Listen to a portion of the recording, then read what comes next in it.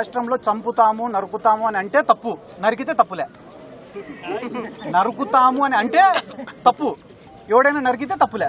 పల్నాడులో నరికినారు, అనంతపురంలో నరికినారు, కర్నూలులో నరికినారు, రోజు పల్నాడు జిల్లాలలో నరుకుతూనే ఉన్నారు. కేసులు పెట్టడంలే, నరికినోడు బయట తిరిగినాడు, చచ్చిపోయిన కుటుంబాలు శ్మశాన వాటికలంటే తిరుగుతున్నారు. దాని గురించి మాట్లాడారు. నరుకుతామనే పదం మాత్రం ఎన్డీటీవీలో వచ్చింది. ఈడగుడు ఎన్డీటీవీ ఏందన్నా ఎంతవరకు న్యాయం అని నేను అడుగుతున్నా.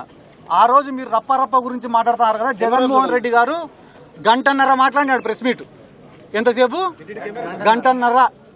ఎడ్యుకేషన్ సిస్టమ్ పైన, హెల్త్ సిస్టమ్ పైన, ఈ రాష్ట్ర ప్రభుత్వం చేస్తున్న అప్పుల పైన, మన కరెంటు ఛార్జీల పెరుగుదల పైన, యువకులు పడుతున్న ఇబ్బందుల పైన, రైతులు పడుతున్న ఇబ్బందుల పైన, గిట్టుబాటు ధరలు లేని విషయం పైన, రైతుల ఆత్మహత్యల పైన, పొగాకు రైతుల సమస్యల పైన, ఇన్ని మిర్చి రైతుల సమస్యల పైన దాదాపుగా గంటన్నర సేపు ప్రెస్ మీట్ పెడితే గంటన్నర తర్వాత మాట్లాడిన రప్పరప్ప ఒకటి లేచింది పైకి. సమాధానం లేదు, సమాధానం లేదండి. చేస్తున్నారు కదా ఆల్రెడీ, ఇంకా మళ్ళీ కొత్తగా చేసేది ఏముంది? వాళ్ళ అధికార పార్టీలో ఉండి చేస్తున్నారు కదా. ఇక్కడ చంద్రబాబు నాయుడు గారు ఇంతకుముందు ఒక కథ చెప్పినారు, మీకు అందరికి గుర్తుందో లేదో. ఏం రా కథ అంటే, ఒక గ్రామంలో ఒక కుక్కను చంపాలనుకున్నాడంట. కానీ ఆ కుక్కను చంపితే కానీ గ్రామస్తులందరూ వాడిని కొట్టి చంపుతారంట. కాబట్టి వాడు ఏం చేసినాడు, రోజు ఒక 10 మంది కూర్చునే కాడికి పోయి, ఒరే అది పిచ్చి కుక్కరా అని చెప్తాడంట. మళ్ళీ ఇంకో గుంపు కాడికి పోతాడంట, ఒరే ఆ కుక్క నిన్ననే ఒక ముసలోని గడిచిందిరా అని చెప్తాడంట. మళ్ళీ ఇంకో గుంపు కాడికి పోతాడు, ఒరే ఆ కుక్క నిన్ననే చిన్న పిల్లోని గడిచిందిరా అని చెప్పి వన్ ఫైన్ డే ఆ కుక్కను చంపుతాడంట. చంపితే గ్రామస్తులందరూ అబ్బా పిచ్చి కుక్క చచ్చిపోయింది రాన్నారట.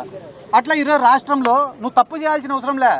రోజు ఒక 4 టీవీ ఛానళ్లలో వీడు ఆడదాం ఆంధ్రాలో 100 ఎత్తినాడు, వాడు 300 ఎత్తినాడు, వాడు 400 ఎత్తినాడు, వీడు మైనింగ్ లో ఎత్తినాడు, వాడు క్వాడ్స్ లో ఎత్తినాడు, వాడు లిక్కర్ లో ఎత్తినాడు అని చెప్పి ఒక్క పథకం ఇవ్వకుండా డైలీ అన్ని ఛానళ్లలో జగన్ సార్ ఏం సార్ కరెంట్ ఛార్జీలు పెంచినారు కదా అంటే చెవిరెడ్డి భాస్కర్ రెడ్డి అరెస్ట్. ఏం సార్ తల్లికి వందనం ఇయ్యలా మీరు వెంటనే రేపో ఎల్లుండో సిద్ధార్థ రెడ్డి అరెస్టు, 3వ రోజు మా రాజన్న అరెస్టు. అనగా అరెస్టులను చూపించుకుంటా వీళ్ళు రాక్షసులు అని చెప్పుకుంటా ఈ రాష్ట్ర ప్రజలకు మొత్తం సున్నం పెట్టే ఆలోచనలో వీళ్ళు ఉన్నారు. మీ పార్టీ కీలక నేత కొడాలి నాని అరెస్ట్ గురించి ప్రచారం. ఏలూరులో వైఎస్ఆర్ కాంగ్రెస్ పార్టీ యువజన విభాగం ఆధ్వర్యంలో సంవత్సరం రోజుల కూటమి పాలన ఏ రకంగా అయితే నిరుద్యోగులను, యువకులను, విద్యార్థులను మోసం చేస్తుంది అని ప్రపంచానికి తెలియజేయాలనే ఉద్దేశంతో చేపట్టిన ఈ నిరసన కార్యక్రమానికి మాకు మద్దతు తెలిపినటువంటి ఇక్కడున్న యువకులకు, విద్యార్థులకు, అలాగే వైఎస్ఆర్ కాంగ్రెస్ పార్టీ నాయకులకు, విద్యార్థి విభాగం నాయకులకు, యువజన విభాగం నాయకులకు, ఇక్కడ ఉన్నటువంటి పెద్దలకు అందరికీ ముందుగా నా ధన్యవాదాలు, కృతజ్ఞతలు తెలుపుకుంటున్నాను. ఈ ప్రజాస్వామ్య దేశంలో ఎప్పుడైనా కూడా ప్రభుత్వం తప్పు చేస్తేనో లేదా ప్రభుత్వం మోసం చేస్తేనో ఆ ప్రభుత్వాన్ని ప్రశ్నించే అధికారం ప్రతి ఒక్క పౌరుడికి ఉంటుంది. దాంట్లో కూడా ముఖ్యంగా ప్రతిపక్ష పార్టీకి ఆ బాధ్యత చాలా ఎక్కువగా ఉంటుంది. Voice of poor, voice of voiceless అంటారు. కాబట్టి దాంట్లో భాగంగానే ఈరోజు ప్రతిపక్షం ఏదన్నా కూడా అధికార పార్టీ చేసిన తప్పులను, మోసాలను ఎత్తి చూపిస్తే ఈరోజు రాష్ట్రంలో వెంటనే కేసులు కట్టడం, బెదిరించడం, భయపీయడం, జైల్లోకెత్తడం, పీటీ వారెంట్లు వేయడం, ఒక 5-6 నెలలు ఇళ్లకు రాకుండా అన్ని స్టేషన్లు తిప్పడం, ఇదే జరుగుతూ ఉంది ఈరోజు రాష్ట్రం అంతా కూడా. ఎందుకు నేను మీకు అందరికీ ఈ మాట చెప్తున్నానంటే, చంద్రబాబు నాయుడు గారు ఒక మేనిఫెస్టో ఇచ్చినారు సూపర్ 6 అని. సూపర్ 6 అని ఇచ్చిన తర్వాత ఉన్నట్టుండి మొన్న ఒక ప్రెస్ మీట్ పెట్టి అన్ని ఇచ్చేసిన అన్నాడు. రాష్ట్రంలో ఉండే జనాలు టీవీ చూసి ఆడవాళ్ళందరూ కూడా ఒకరి ముఖాలు ఒకరు చూసుకుంటారు. నీకు పడి నాకేమైనా పడలేదా, లేదా పడితే నేనేమన్నా చూసుకోలేదా అని చెప్పి పాపం అందరూ అయోమయంలో పడినారు. ఎందుకు మీకు అందరికీ మాట చెప్తానా అంటే, వైఎస్ జగన్మోహన్ రెడ్డి అనే ఒక్క వ్యక్తిగాన ఈ రాష్ట్రంలో లేకపోతే ఈ రాష్ట్రంలో చంద్రబాబు నాయుడు ఏ ఒక్క పథకము ఇయ్యడు, ఏ ఒక్క డెవలప్మెంట్ కార్యక్రమము చేయడు, ప్రజలకు ఒక్క రూపాయి కూడా ఇయ్యడు. ఆయన ఆడిందే ఆట, పాడిందే పాట. ఎందుకు వారికి ఈ తెలుగుదేశం ప్రభుత్వానికి పోలికనే లేదు. జగన్మోహన్ రెడ్డి లాగా 10 రోజులు పరిపాలించినా ఒకటే, చంద్రబాబు నాయుడు మాదిరిగా 10 టర్ములు పరిపాలించినా ఒకటే. ఎందుకురా అంటే, జగన్మోహన్ రెడ్డి గారు ఎంత ధైర్యంగా నిర్ణయాలు తీసుకున్నారంటే, సచివాలయాలు కట్టాలనుకున్నాడు, కట్టినాడు. ఆర్బీకేలు కట్టాలనుకున్నాడు, కట్టినాడు. హెల్త్ సెంటర్లు కట్టాలనుకున్నాడు, కట్టినాడు. మెడికల్ కాలేజీలు నిర్మించాలనుకున్నాడు, నిర్మించినాడు. 3 లక్షల కోట్లు ప్రజల అకౌంట్లలో వేయాలనుకున్నాడు, వేసినాడు. కానీ ఈడ చంద్రబాబు నాయుడు ఏదన్నా పని చేయాలంటే వెంటనే పవన్ కళ్యాణ్ చూడాలి, చేద్దామా వద్దా అంటాడు. మళ్ళీ పవన్ కళ్యాణ్ ఏదన్నా పని చేయాలంటే వెంటనే చంద్రబాబుని చూస్తాడు, చేద్దామా వద్దా అని. వాళ్ళిద్దరు ఏదైనా పని చేయాలంటే వెంటనే మోడీని చూస్తారు, చేద్దామా వద్దా అని. అంటే వీళ్ళు ఏ నిర్ణయం కూడా సొంతంగా తీసుకోలేకున్నారు. ఈ రోజు వీళ్ళు ఏదైనా ఒక స్కీమ్ పెట్టినారంటే ఖచ్చితంగా దాంట్లో స్కామ్ ఉంటుంది. గతంలో హ్యాపీ సండే, దోమల పైన దండయాత్ర, ఇప్పుడు రీసెంట్ గా ఏంద్రా అంటే యోగాంధ్ర. ఎవరైనా చంద్రబాబు నాయుడు గారి దగ్గరికి పోయి, సార్ మాకు ఫీజు రీఎంబర్స్మెంట్ ఏమైంది సార్ అంటే, ఊపిరి గట్టిగా పీల్చండి, స్లో వదలండి. నిన్న యోగాంధ్రకు ఎంత ఖర్చు పెట్టినారన్నా? ఇప్పుడు ఎంత అప్డేట్ లో ఉంటారు చూడండి మీరే జనాలు. 300 కోట్లు ఖర్చు పెట్టి ఆడపోయి చూసే మ్యాట్లు లేవు, యోగా ఆసనాలు వేసేటోళ్ళు లేరు, ఏపించేటోళ్ళు లేరు. ఈ రోజు నువ్వే పోయి ఆ రిషికొండకు చూస్తే కానీ ప్యాలెస్ ఆడనే ఉందా లేదా, ప్రభుత్వం పేరు పైనే ఉందా లేదా. మళ్ళా ఎవరైనా ఇదే జిల్లాలో చెప్తానా అన్నా, నేను పోలవరం కట్టనీకే డబ్బు ఖర్చు పెడితే అదో రకం, కానీ చంద్రబాబు నాయుడు గారు పోలవరాన్ని చూడనీకే 100 కోట్లు ఖర్చు పెట్టినాడు. దీని గురించి ఏ ఒక్క ప్రజా సంఘాలు, మేధావులు, మీడియా ఛానళ్లు ఎందుకన్నా చర్చ జరగడంలో ఈ రోజు రాష్ట్రంలో. ఒక పక్కన ఈ నిరుద్యోగ భృతి, ఫీజు రీఎంబర్స్మెంట్, వసతి దీవెన, ఉద్యోగాలు, వీటి గురించి మాత్రమే కాదన్నా మేము మాట్లాడేది. పవన్ కళ్యాణ్ గారు ఉన్నారు, ఆయన నమ్మి ఈ ప్రాంతంలో ఉండే ఎంతో మంది యువకులు ఒక జనసేన జెండానే కాకుండా తెలుగుదేశం జెండా పట్టుకున్నారు, బీజేపీ జెండా పట్టుకున్నారు. ప్రతి నియోజకవర్గంలో 100 మంది యువకులకు ఒక్కొక్క యువకునికి 10 లక్షల రూపాయలు ఇస్తామనేది ఎవరు?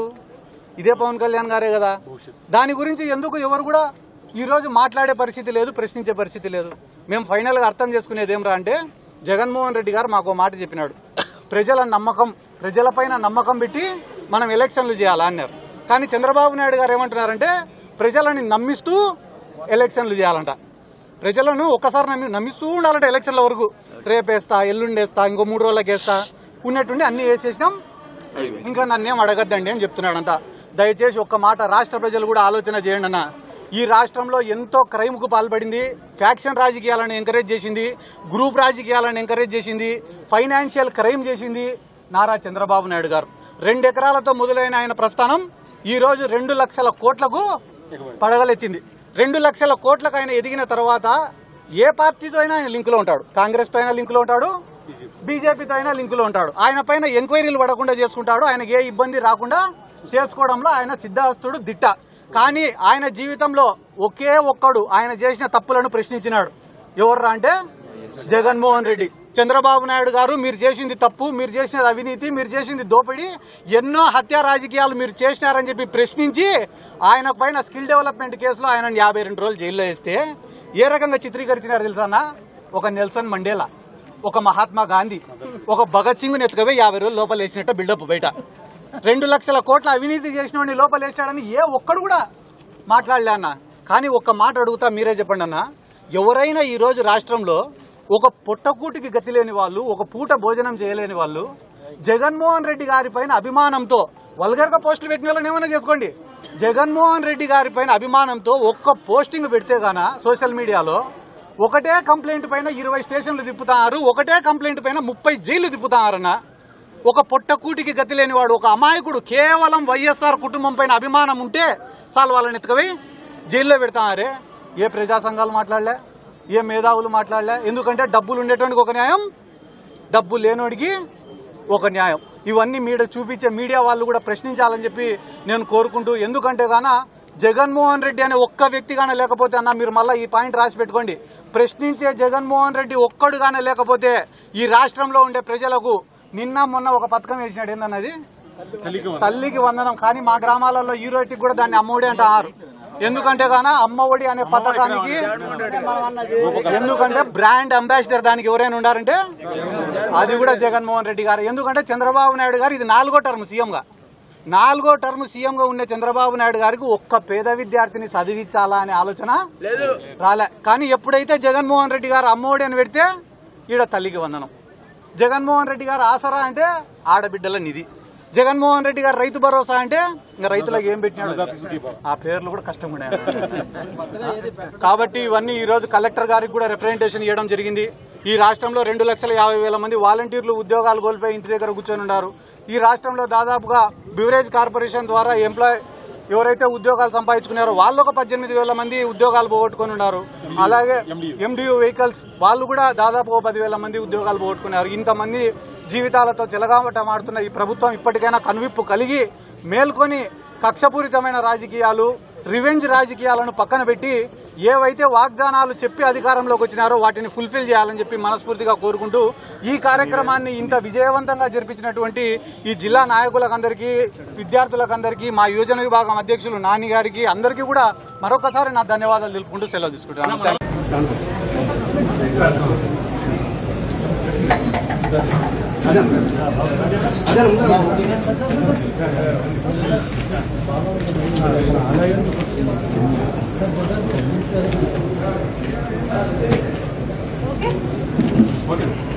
సార్ సిద్ధార్థ్ గారు కొంచెం ఎదగండి.